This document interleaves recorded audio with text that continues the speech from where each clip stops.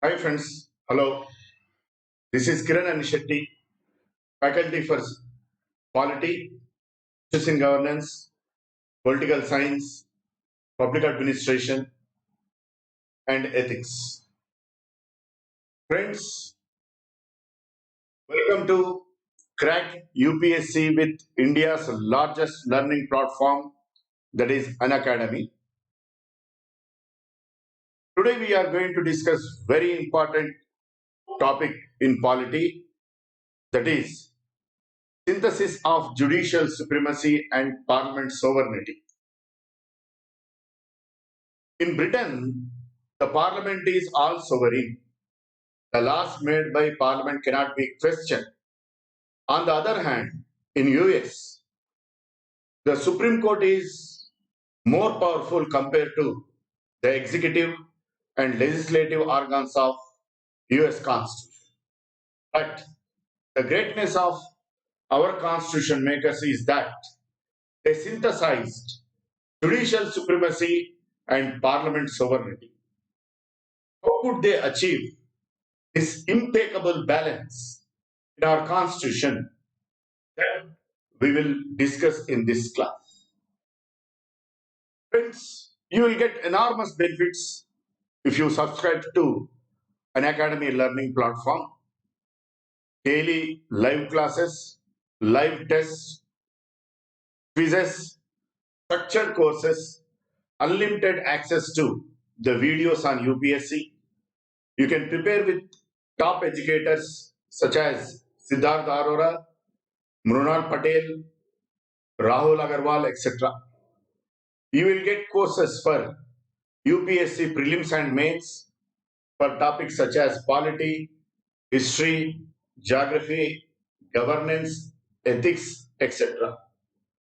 Friends, if you subscribe 12 months, you will get 10% discount by using my promo, that is capital KIRAN.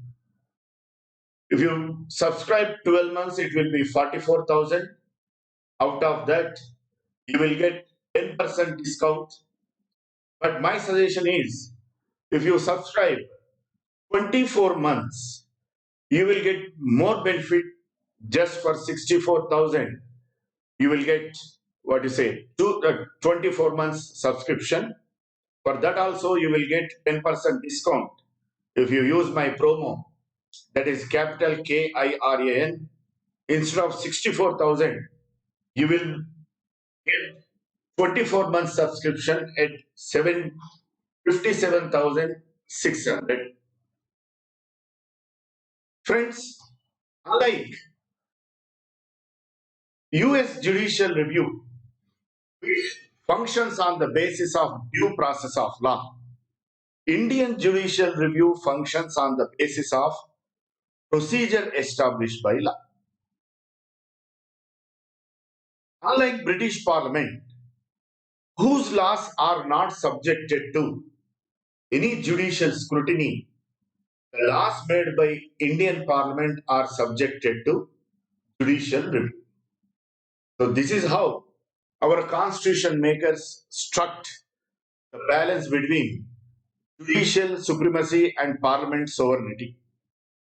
In simple manner, in simple way to understand, British Parliament is more powerful than British executive and British judiciary, because the laws made by British Parliament cannot be questioned by anyone, by not by the citizens, nor by the court of law. It is because in our previous class you might have heard the democracy in democratic world, philosophically it can be divided into two. One is motivated by Aristotle political philosophy, in which Aristotle says more powers should be given to the legislature, because people, while electing their members in the legislature, they will examine their political prudence and political wisdom. Hence, People with political wisdom and political prudence will only be elected to the legislature. Hence, the duly elected legislature will be infallible without any defects, like God. Hence, we need not to have any checks on the laws made by the parliament because they will be defectless. Since the members of the legislature are defectless. This is how, if you examine most of the Western European democracies, they do not have the concept of judicial review. Judicial review, as we know, it refers to the authority of the judiciary to examine the laws made by the legislature and the actions of the executive. Paradoxically, even in quintessential federal constitutions like Switzerland, they do not have judicial review. It is wonder in democratic world that they have federation without judicial review. In France, there is no judicial review. In UK, there is no judicial review. So this is how most of the Western European democracies, they do not have judicial review. That means judicial control over the laws made by the parliament. It is because they reposed immense faith in the elected legislature. British people, all the while, they fought with monarchic government tooth and nail for 1200 to 1300 years. All the while, they kept one thing in their uppermost echelons of the mind that somehow or the other they should get rid of this monarchic government. Once they get rid of this monarchic government, then everything will be right. In the meaning, they reposed immense faith in elected legislature because people, while electing their representatives, they will elect only those who have character, good character, honesty, political wisdom, and political prudence. Hence, in British Constitution, tremendous powers and functions are given to Parliament, British Parliament. The laws made by British Parliament cannot be questioned. Even if British Parliament tomorrow legislates law that whoever does not wear helmet, his head will be chopped off. Nobody can question the law made by the British Parliament. That's why this famous British political thinker J.S. Mill says, British Parliament can do anything on the earth except making man a woman, woman a man. So this is how British Parliament is all sovereign. On the other hand, diagonally opposite, in US Constitution, US political thinkers, they repose immense faith in judiciary. They always have suspicion in elected representatives, in elected legislature. Why? It is because the kind of experience that they have undergone in the hands of their British colonial master. As we know, by 1688 AD, in Britain, full-fledged parliamentary form of government was formed. But the same parliament is responsible for heaping inhuman atrocities on US people during the colonization of US people by the Britishers. Yes. US political thinkers realized the way any monarch or a feudal lord can perpetrate inhuman atrocities on innocent people. In the same way, the duly elected legislature can also perpetrate inhuman atrocities on innocent people.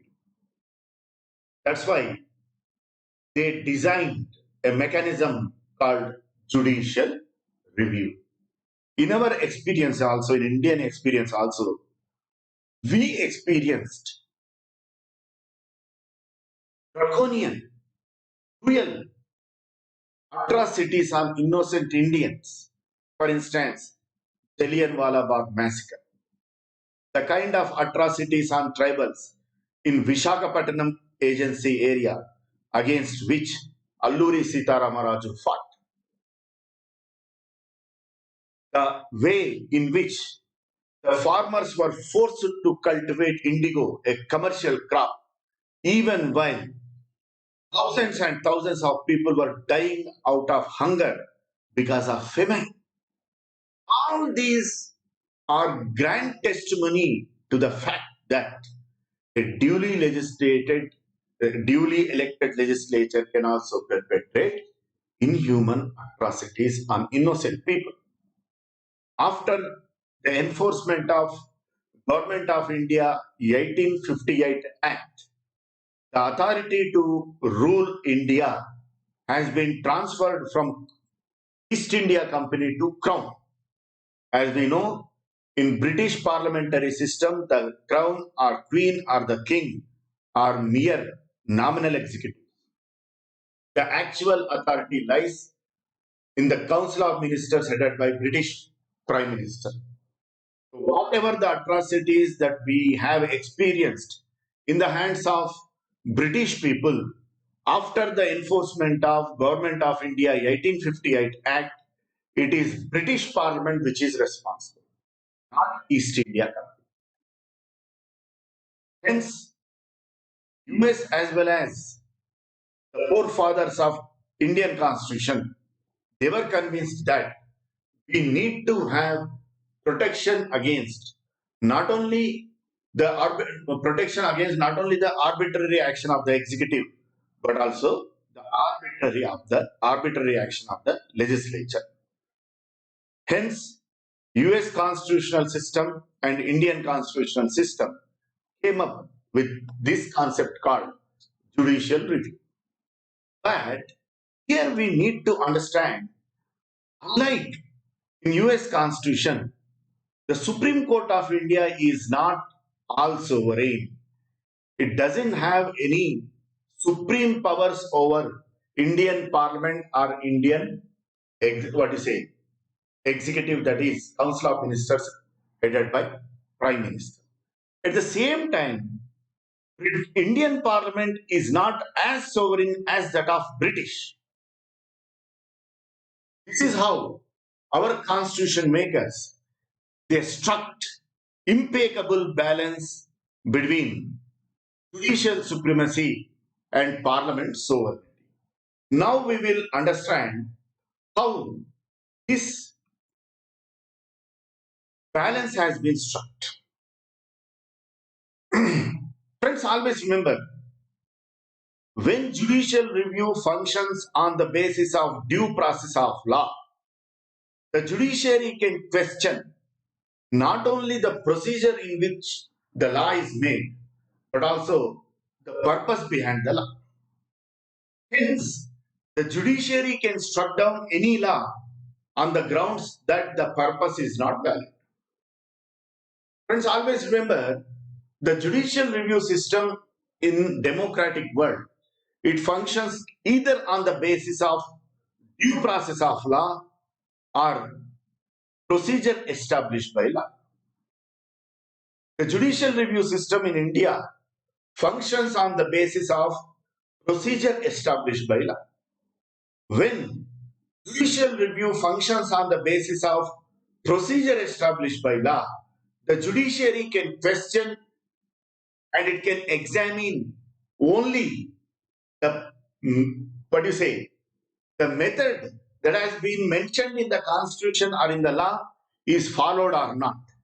It never questions the purpose behind the law, the suitability of the law, the legislative wisdom of the law. For instance, in 2014, when AP bifurcation bill was passed, Telangana was bifurcated from Andhra and Rayalaseema.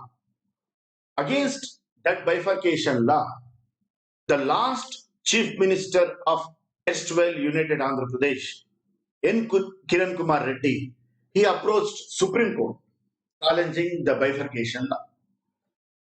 The court examined whether the procedure that is mentioned in the Constitution for bifurcation of the state under Article 3 was followed or not.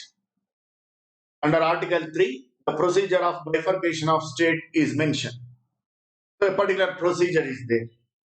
First, the bifurcation bill ought to be sent to the president for his prior assent.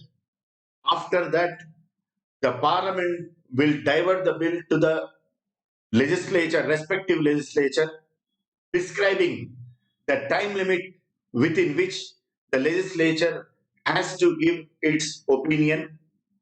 Then, irrespective of the opinion of the respective legislature, the parliament can bifurcate the state with simple majority. This procedure is mentioned in Article 3. Supreme Court examined just whether the procedure for bifurcation of the state mentioned under Article 3 was followed or not. It never questioned the purpose behind the law, the purpose behind the bifurcation. What valid reasons do you have for bifurcation of the state? Why you are bifurcating the state just before the elections? What have you been doing all these years? These questions were not asked by Supreme Court because our judicial review system functions on the basis of procedure established by law. Procedure established by law. In the same way, the judicial the judiciary in India, the Supreme Court or High Court in India, cannot shut down any executive decision on the grounds that executive decision is not valid or not suitable or the decision is draconian, etc. For instance, recently Telangana government refused to merge Road Transport Corporation in Telangana government, against which the employees of RTC went on for strike. During that time, the High Court of Telangana could give only advice to state government, but it could not struck down the decision of Telangana government. So this is how the judicial review function. The judicial review, when it functions on the basis of procedure established by law, it can only check the procedure that has been followed or not. It cannot question the purpose behind the executive decision or the law that is legislated by the legislature. But when judicial review system functions on the basis of due process of law, the judiciary can question not only the procedure but also the purpose behind the law. When it can examine the purpose behind the law, it can struck down any law made by the legislature saying that the law that has been legislated is not suitable to the society. The law is draconian. The law is, what do you say, is not in the general welfare of the society. In the same way, it can also struck down any decision taken by the executive on the grounds that it is not suitable. It is draconian. For instance, in US, the US Supreme Court struck down two important decisions of Trump government. Trump, as soon as he assumed the office of US President, he declared that even green card holders from Islamic states cannot enter US. That was executive fiat. But US Supreme Court struck down that decision, saying that it is draconian.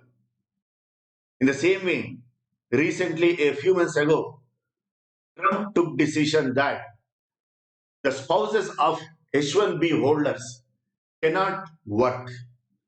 The decision of the executive was also struck down by US Supreme Court because the judicial review system in US functions on the basis of due process.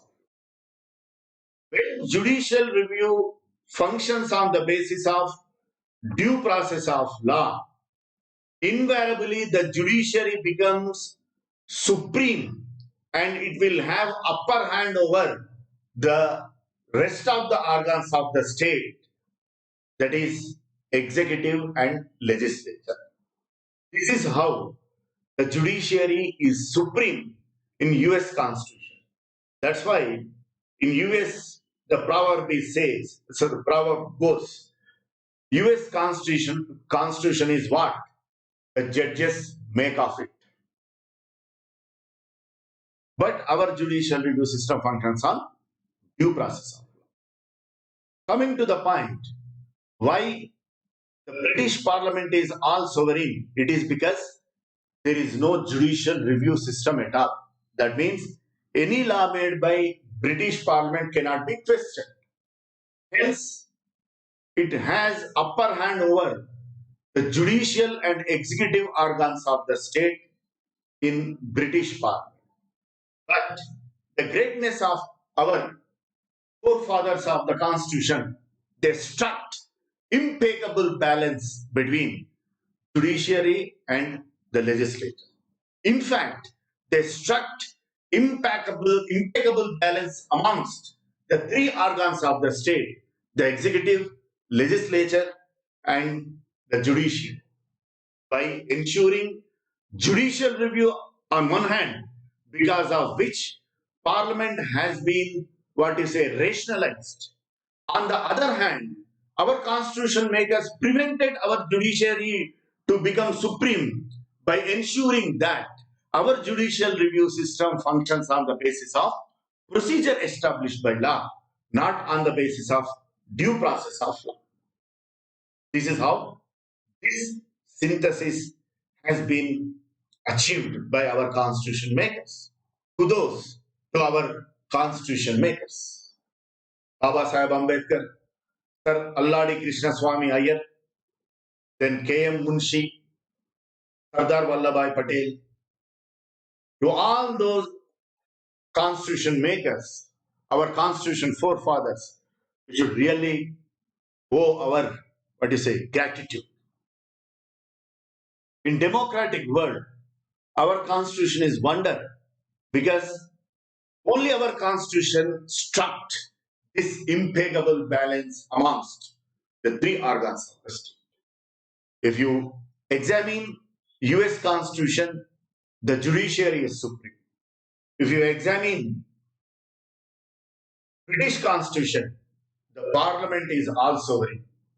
Then in which constitution the executive is more powerful than the legislative and the judicial organs of the state? In which constitution? Can you guess? It is French constitution. The French president is more powerful than French parliament as well as French judiciary. You may be wondering, French president is the ultimate interpreter of French constitution. So there, the executive is more powerful than the legislative and judicial organs of the state. But in our constitution, we struck this perfect balance amongst the three organs of the state. Then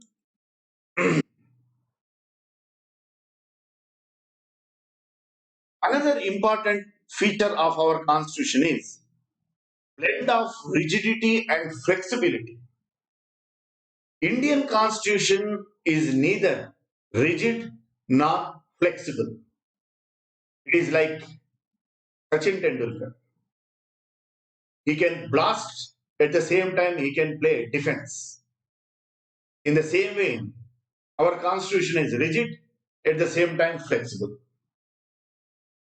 Most of the provisions in our constitution, such as citizenship, salaries of MPs, states bifurcation, official language, etc.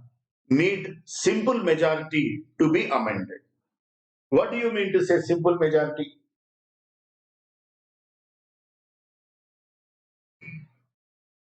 What do you mean to say simple majority? Simple majority means majority of the members present and voting. For instance, if 100 members are attending the session, if you get majority of the members present and voting, that is 50 plus 1, 51, that is simple majority. These provisions require only simple majority. Some provisions which are in the nature of federal need special majority in both the houses of parliament and ratification of half of the assemblies of the state. They require special majority in both the houses of parliament and ratification of half of the assemblies of the state. Special majority in both the houses of parliament and ratification of half of the assemblies. What are these provisions? These provisions are the manner of election of the president, the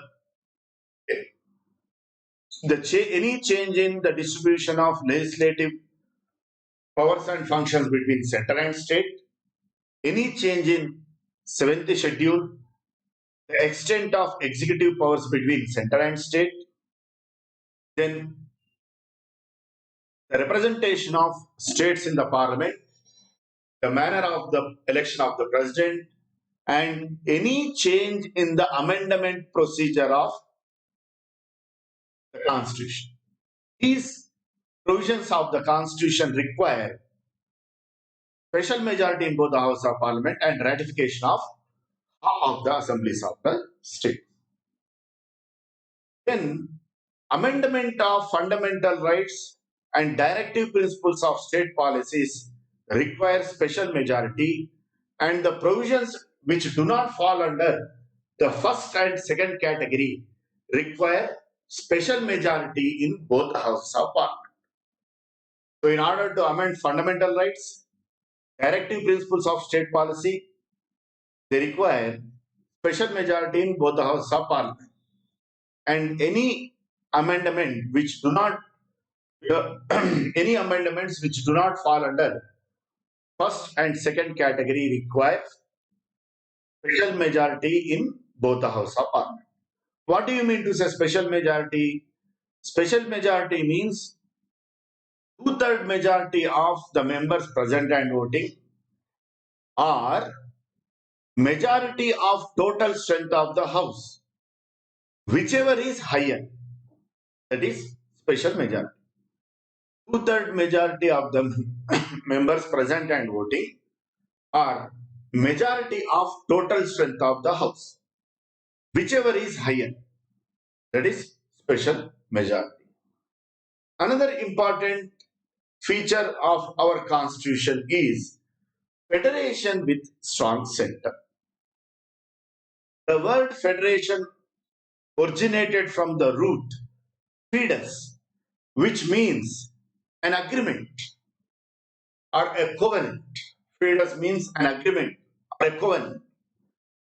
Unlike American Federation, the Indian Federation is made out of an agreement, is not made out of any agreement.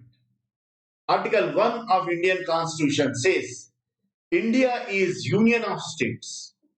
Nowhere in the Constitution the word federation is mentioned. The federal features in our Constitution are dual government, that means existence of center and state government, written constitution, the distribution of powers and functions between center and state by the constitution itself, the presence of judicial review system, supremacy of the constitution, then written constitution, independent judiciary. These are federal features in our constitution. Then what are unitary features in our constitution? Emergency powers. Friends, always remember, whenever you have been asked what is the most important unitary feature in our constitution, the first and foremost is emergency powers in our constitution. Why emergency? Without any formal amendment in the constitution, federal form of the constitution or federal form of government will be transformed into federal form of government will be transformed into unitary form of government without any formal amendment of the constitution. This is the uniqueness of our Indian constitution. In democratic world, no federal government can be transformed into unitary without amending the constitution. But because of presence of emergency powers, national emergency and president rule, federal form of government can be transformed into unitary form of government without any formal amendment in the constitution. Then comes all India services. Generally, in pure federations such as US, Australia, federal government will be having its own civil services. The state governments will be having their own civil services. But the uniqueness of Indian constitution is that we have all India services, members of which will be serving sometimes at central government and some other times at state governments. We have three all India services as of now. These are IAS, IPS, and Indian Forest Service. The uniqueness of all India services is that the ultimate control lies with the central government and immediate control lies with state governments. What do you mean to say ultimate control? Ultimate control means the recruitment, cadre allotment, serious disciplinary actions such as reduction in rank, dismissal from the service, removal from the service are in the hands of central government. Whereas the immediate control, that is transfers, postings and suspension are in the hands of state governments. But the ultimate control of members of All India services lies in the hands of central government. This is unique feature in our constitution. Then the manner of appointment of the governor. The governor of the state is not directly elected by people. He is nominated by, he is appointed by the president on the advice of council of ministers headed by prime minister, and he will be in the office purely during the pleasure of the president. That means during the pleasure of council of ministers headed by prime minister. Governor mainly has two functions: to work as constitutional head at state level, and the other is to act as representative of the center at state level. And the nature of powers and functions of the governor, which are also in the unitary nature. For instance, Article 200, according to which the governor can reserve state bills legislated by the state legislature for the consideration of the president. Then Article 163, under which he has tremendous discretionary powers. Article 163 says, there shall be council of ministers headed by chief minister to aid and advise the governor, who acts in accordance with such advice, except in those circumstances he needs to act in his discretion according to the constitution. But in constitution, What are those circumstances in which the governor needs to act in his discretion are not mentioned. That means almost or in every aspect he has discretionary powers.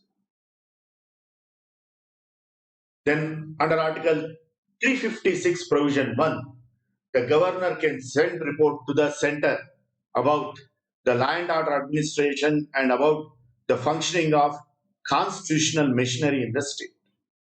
All these provisions of the constitution speak of one fact that the nature of powers and functions of the governor in unitary nature. They are in unitary nature. Then we have integrated judiciary. What do you mean to say integrated judiciary? In pure federations such as US, Australia, states will be having their own judicial system and center will be having its own judicial system. But in India, same judicial system, same hierarchy of judiciary adjudicates the disputes arising out of central subjects, state subjects, and concurrent subjects. For instance, High Court deals with central subjects, the disputes arising out of central subjects as well as state subjects. In the same way, Supreme Court deals with the disputes arising out of central subjects as well as state subjects. So same judicial hierarchy we have both for center as well as states, which is called integrated judiciary. The large chunk of provisions of the constitution are flexible. This is also one of the unitary features of our constitution. Then another salient feature of our constitution is parliamentary form of government. Friends, always you remember, we need to understand the basic characteristics of parliamentary form of government and the basic characteristics of federal form of government, because in future we need to compare the constitutional system of India with those of other countries. Yes, we need to study the constitutions of other countries. When you have to study any constitution, you should be thorough about these concepts. What do we mean to say federation? What do we mean to say, parliamentary form of government, presidential form of government? Then we can easily understand any constitution. So here we try to understand the basic characteristics of parliamentary form of government in a nutshell. First, dual membership. The parliamentary form of government is characterized by dual membership. The executive is member of the executive branch or executive organ of the state. At the same time, is the member of the legislature. For instance, the Council of Ministers headed by Prime Minister in India, it has to be member of either house of the parliament. Any minister should be member of either house of the parliament within 6 months from the date of appointment. Hence, every minister, including Prime Minister, should be member of either house of the parliament. They will be performing dual functions. Executive functions, that is ministerial functions, and at the same time legislative functions as being the member of the legislature. This is termed as dual membership. For instance, finance minister. As finance minister, he will be voting on GST bill. At the same time, as finance minister, he will be enforcing GST Act. He is enforcing GST Act as finance minister, as executive. At the same time, he is voting on GST bill as member of Rajya Sabha. He is performing both the functions. executive as well as legislative functions, which is termed as dual membership. Another important characteristic of parliamentary form of government is collective responsibility. The Council of Ministers headed by Prime Minister should have majority in lower house, that is House of People. Then majority party rule. Whichever party or whichever coalition wins maximum number of seats in parliament, from that party or that coalition only, the government will be coming. That is majority party rule. Next, dissolution of lower house. The lower house, that is Lok Sabha or House of People, can be dissolved before the expiration of its usual term, that is 5 years. These are the important features of parliamentary form of government, friends. These are the salient features of Indian Constitution. These are very, very important. You might have, gained insight into many important political concepts such as federation, parliamentary form of government, judicial review, due process of law, procedure established by law, etc. I hope the session is very informative and useful for UPSC exam. Thank you. Please subscribe Unacademy, the largest online learning platform in India. Use my promo code and get 10% discount. And if you want to have the PPTs, please subscribe to this Telegram link. Thank you. Thanks a lot.